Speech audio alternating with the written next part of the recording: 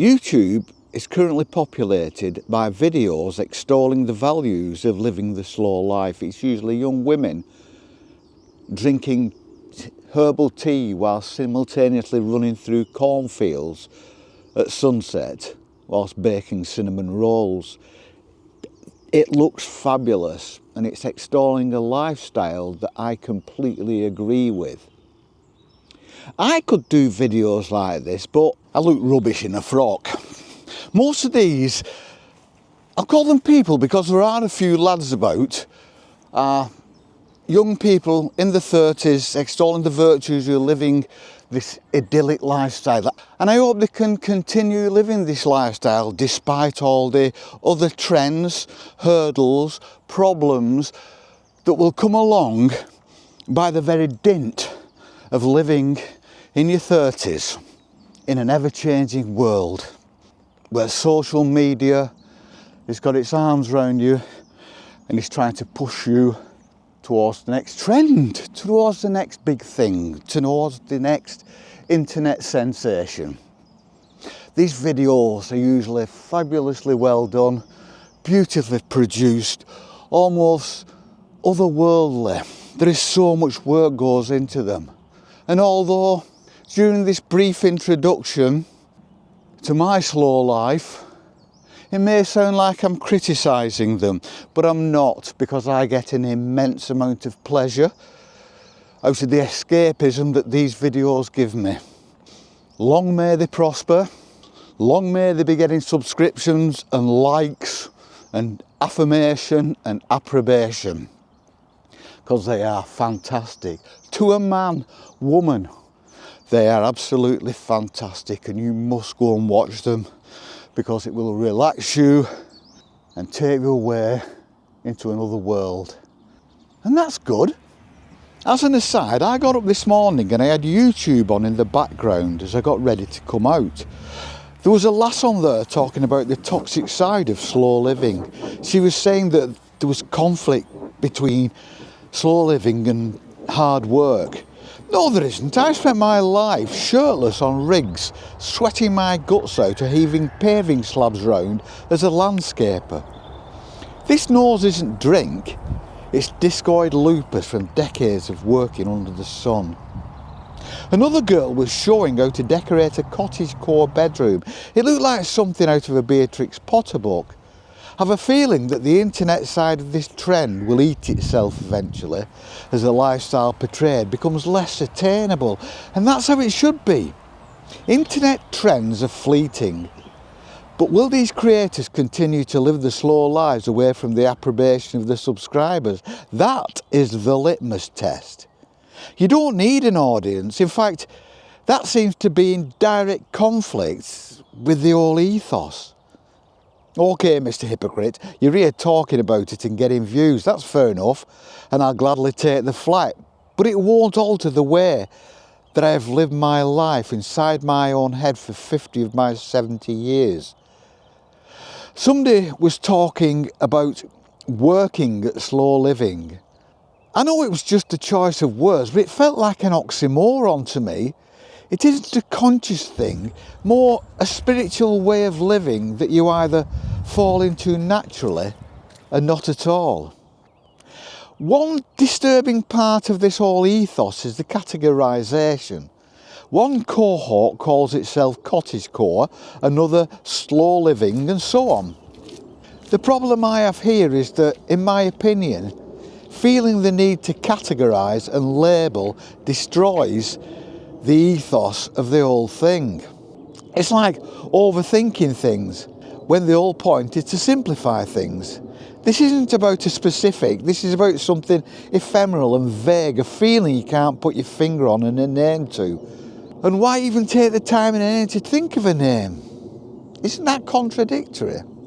Sounds like I'm doing nothing but criticising, but that's not my intention. The whole point I'm trying to put across is that this way of living is not unattainable. It's attainable to all. It doesn't take any effort at all. It doesn't take any effort to exclude things, which is what I will come to in part 2 of these videos. It doesn't take flowing dresses. It doesn't take talking breathily as you run through hayfields at sunset. That is just for the internet. But that's fine, because like I've said before, these people are creating joy and enjoyment for the viewer. And I applaud them for that, because like I say, it's giving me a lot of pleasure. But that isn't what it's about. Don't think that you have to replicate this kind of lifestyle. You don't. It's not about that. It's not about living in a cottage in the middle of the country. You could live in a terraced house like I do, or a flat in the middle of a city. There's no type of environment about it. It's all inside your head. And we should escape into our heads more often, because it's a safe place, and it's the only place that you get the answers that you want. I'm going to try my best to explain my interpretation of what living the slow life is, and how anyone can attain a lifestyle that I think can improve one's health, both physically and mentally. You may poo-poo everything I say. It's just my experience of decades of eschewing well-paid work because material wealth never really interested me. I walked away from a hugely paid worldwide job in the oil industry because the money was only there as compensation for the hardship and inconvenience of the job. But the money meant little to me. Money never has. So the job was just an inconvenience with no reward. I'm an avid devourer of news and politics, but prefer to keep social interactions at arm's length and find my satisfaction in simple tasks and hobbies: cooking, baking, walking, sitting, as long as I'm sitting in a pleasing environment. I'm retired, yes, but I did work for half a century, and I think you can live the slow life with just a few adaptations and perhaps a few sacrifices that you soon realise aren't sacrifices at all. Just the ditching of the unnecessary. That was a long and tedious intro. Let's get into it.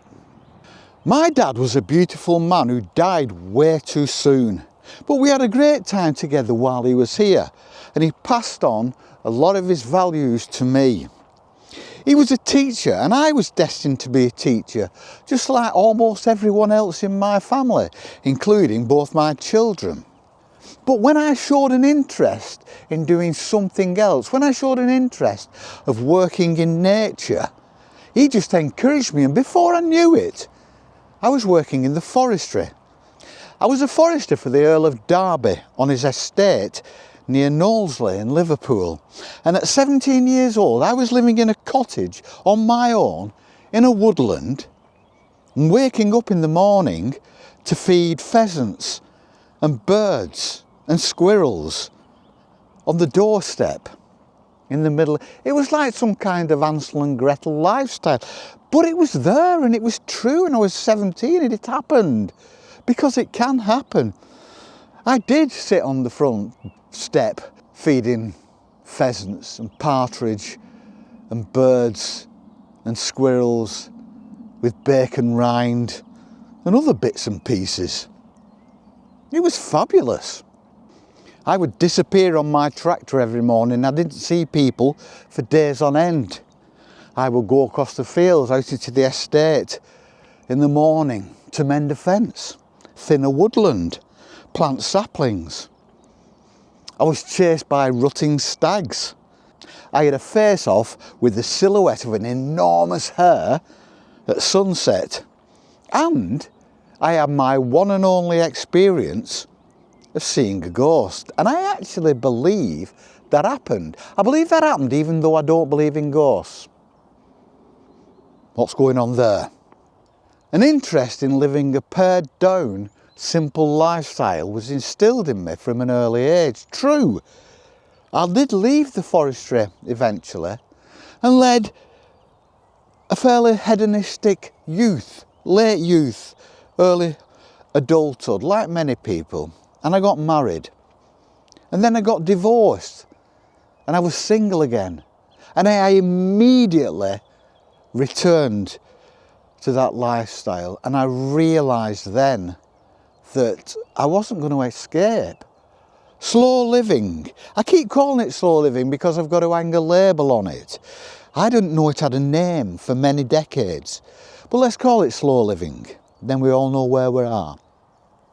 But I returned to that lifestyle, and it was something I didn't work at. It was there, it was in me. It was something I kind of couldn't get away from. I suppose not living that lifestyle would have been more of an effort to me than living it. So basically, I'm just living my lifestyle, and it suits me. And it's not radical, and it's not ephemeral, and it's not Beatrix Potter. It's just living a simple life. Living without unnecessaries. Unnecessaries materially, unnecessaries emotionally. And if you do that, then what's left becomes like a jewel. What's left becomes bigger than the whole, becomes so important, becomes enriching. It just becomes, it's like I'm standing now, and I get more out of looking at this nature around me than I could out of any wealth. It just gives me, even now, I'm getting like this frisson just looking at it. I just feel that somehow a lot of the videos on the internet are kind of showing a lifestyle that is unattainable to the normal Joe or Joanne on the street, who has things to do and a life to live and other priorities as well. It's building barriers, but those barriers aren't there. Like I said before, I think these content creators are just building a digital book. It's like stepping into a Beatrix Potter novel. You just sit there and get lost in the beauty of their lifestyle, real or fictitious. So well done to them. I've said it again. I do not want this video to come across as criticising these people at all. So I will keep telling you how much I love their content and how much I appreciate their content. It's fabulous and it brings me a lot of pleasure. But I don't believe, at the core, it's what this slow living is really all about. It's simpler than that, a lot simpler. I feel that this subject is going to require more input than I first thought. So rather than produce a mighty video tome of 5 hours long, I'm going to split it into 2 or 3 videos. I want to talk about my day-to-day way of approaching life, and also the things you might think you need to give up, but you didn't really need in the first place. Strangely, I feel a need to defend my claim. After all, I'm no young trendy, I'm just an old boomer, the most despised demographic, but I think my library of content on YouTube can be my defence. Most notably, my recent video, Is It Okay to Be a Hermit? This whole thing is not a new phenomenon, you know. It was from the late 1800s and into the roaring 20s and beyond. Movements such as this were common and manifest. Our great-grandparents could teach us a thing or two about slow living. Finally, my interpretation of slow living may not gel with those of a younger generation. That's absolutely fine. Our experiences, language, how we view the world around us may differ, but the end result is to be at peace. On how many of my videos over the years have I said that I'm at peace? I'm coming to the end of my journey, and I've attained that peace, and I've maintained that peace for half a century. I hope with all my heart that everyone who strives for that peace will attain it. In part 2, I'll talk about my day-to-day life and how you don't need to live in that cottage in the wood. I'll talk about my heart surgery, my cancer, and how I actually believe that living a simple, stressless life, as stressless as you can make it, helps with all sorts of healing processes. So thank you for watching and for listening to this old man. If you like our videos, please subscribe. It's free, no obligation, and it does us a power of God. And press the like button, because that will push our videos out into the ether for more people to see.